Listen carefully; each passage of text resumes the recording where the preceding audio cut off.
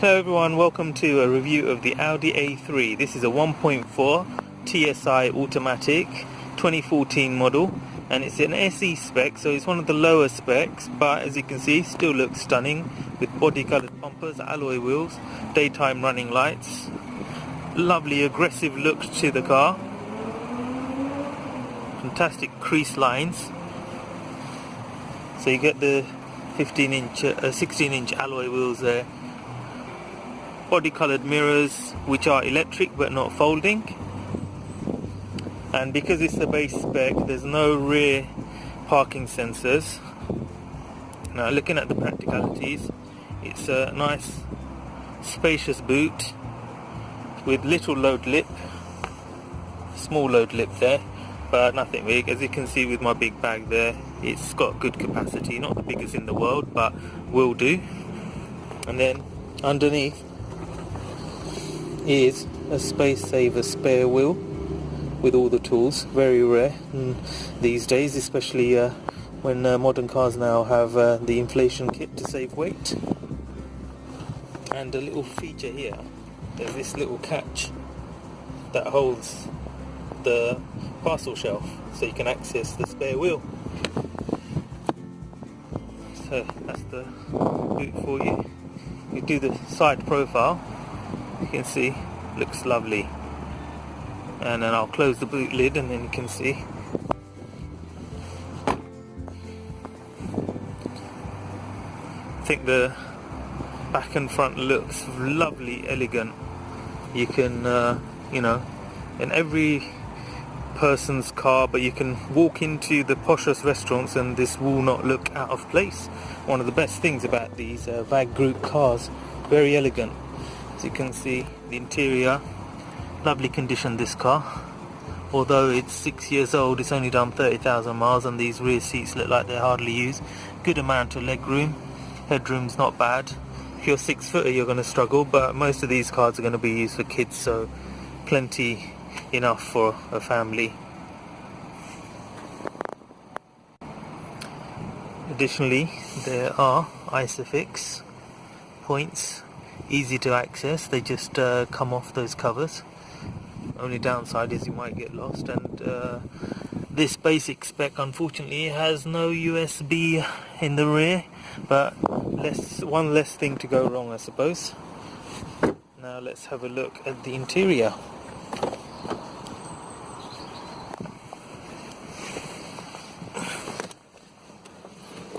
My favourite part of this car, you can see, lovely interior. This car's run 36,000 miles. Beautiful minimalist design.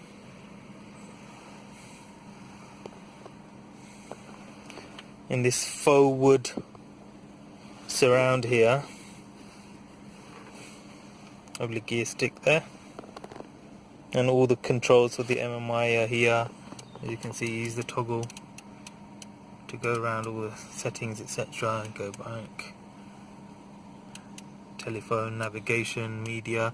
This car doesn't have the navigation because it's the basic spec, but we use Google Maps these days.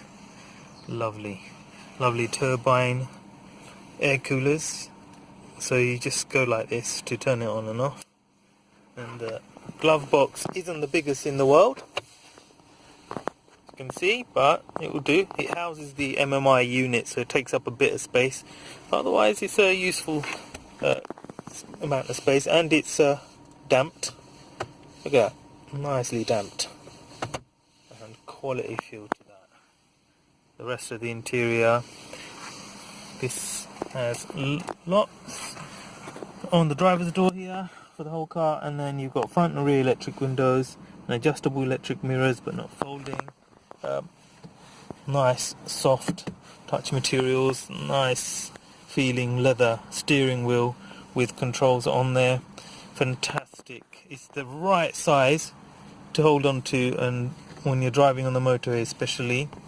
The plastics here are squidgy as well. The plastics on here are a bit low rent, but they're still solid and look very elegant. And being the A3, of course, the little sister to the A4, they're not going to use the same amount of quality plastics as they do on the A4 an A6, but I think this car has the best interior in class. And as you can hear, the engine is on, but it's whisper quiet. We'll go for a quick little spin in the car. Nice and smooth. Pulls really well.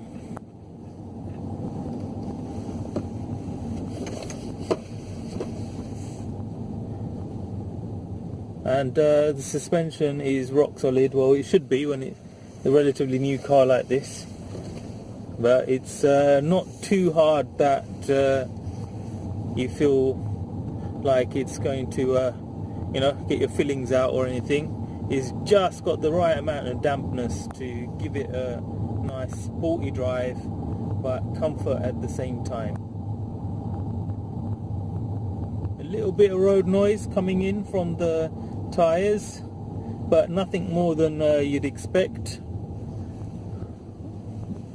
And it's well insulated, so you don't get too much noise from the outside world, and you feel like you're in your little cocoon. You relax, put the radio on, etc.